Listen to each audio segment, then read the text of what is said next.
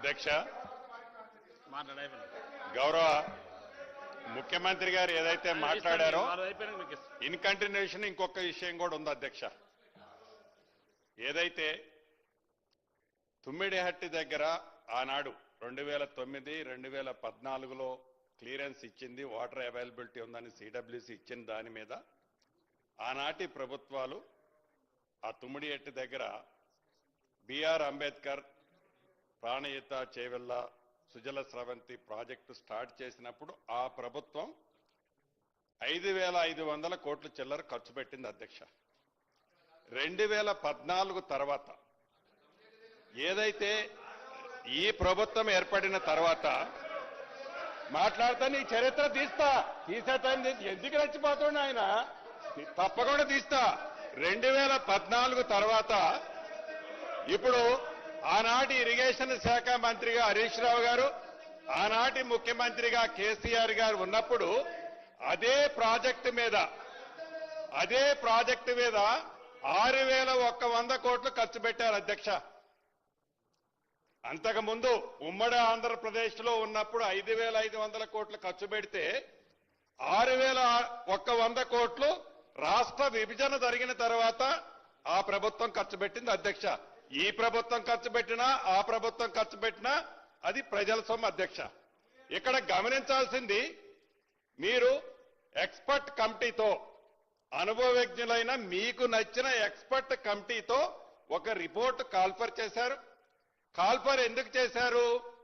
దాన్ని అవాయిడ్ చేపట్టడం కోసం. ఏదైతే తుమ్మిడిహట్టి దగ్గర కట్టిన, ఇందాక గౌరవ ముఖ్యమంత్రి గారు అనేక జీవోలు కోట్ చేసి పిసి ఘోష్ గారు ఆ నివేదికలో ఇచ్చిన చర్చ సందర్భంగా ఆ నివేదికను ఎక్స్ప్లెయిన్ చేసేటప్పుడు దానికి సంబంధించింది ఎక్స్ప్లెయిన్ చేస్తూ ఏదైతే ఆ తుమ్మిడిహట్టి దగ్గర కట్టే దాని గురించి వివరించినప్పుడు ఆ ఉన్న ఫీజిబిలిటీని కాదు, మాకు కన్వీనియంట్ గా ఉండాలి అని మేడిగడ్డ దగ్గర బ్యారేజీకి ఈ ఎక్స్పర్ట్ కమిటీ రిపోర్ట్ ఇస్తుందని, ఆ మేడిగడ్డ దగ్గర రీడిజైన్ పేరుతో ఒక కొత్త కాన్సెప్ట్ తీసుకురాకపోతే మాకు రావాల్సింది రాదు అని ఒక మంచి ఆలోచనతో మీరు ప్లాన్ చేశారు అధ్యక్ష. మీరు 6,100 కోట్లు ఖర్చు పెట్టినప్పుడు మీ ఆలోచన ఎందుకు లేదు? కనీసం రిపోర్టు ఇచ్చిన దాకైనా ఆగకుండా ఎందుకు ఖర్చు పెట్టారు?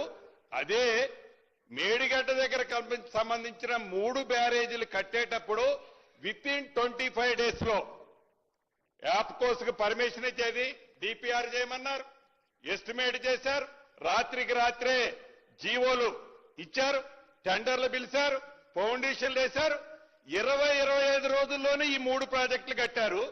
మీరు అక్కడ ఎక్స్పర్ట్ కమిటీ ఇచ్చిన రిపోర్టును పక్కన పెట్టారు.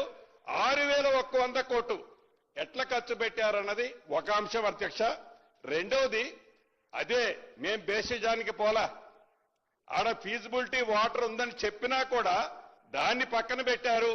మీరు సీతారామ ప్రాజెక్టు ఆనాడు ప్రతిపక్షంలో ఉన్న బట్టి విక్రమార్క గారు అనేక సందర్భాల్లో రాజీవ్ సాగర్, ఇందిరా సాగర్ కు సంబంధించి మీరు తుంగలో తొక్కి సీతారామ ప్రాజెక్టు తీసుకొచ్చి ఏదైతే 2,800 కోట్లు అయ్యేది 9,000 కోట్లు, మళ్ళీ మేము వచ్చేసరికి మా నెత్తిన 18,000 కోట్లకి రెడీగా ఆర్ఈలు పెడితే దాన్ని మేము రాజీవ్ సాగర్, ఇందిరా సాగర్కి మళ్ళీ సీతారామాన్ని వైండప్ చేసి మేము దానికి పోలా అధ్యక్ష, బేసిజానికి పోలా. కానీ డబ్బు అన్ని కోట్లు ఖర్చు పెట్టారు.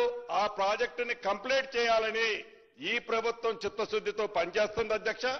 మీరు కేవలం మీ స్వార్థం కోసం, మీ స్వలాభం కోసం అక్కడ రాజీవ్ సాగర్, ఇందిరా సాగర్ ని రీడిజైన్ పేరుతో దాన్నెత్తి సీతారామ ప్రాజెక్టు తీసుకొచ్చారు.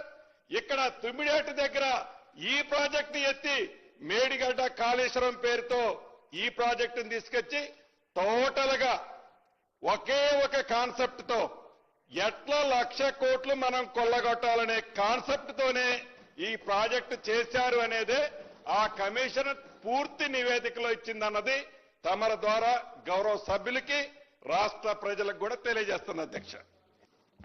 హరీష్ రావు గారు.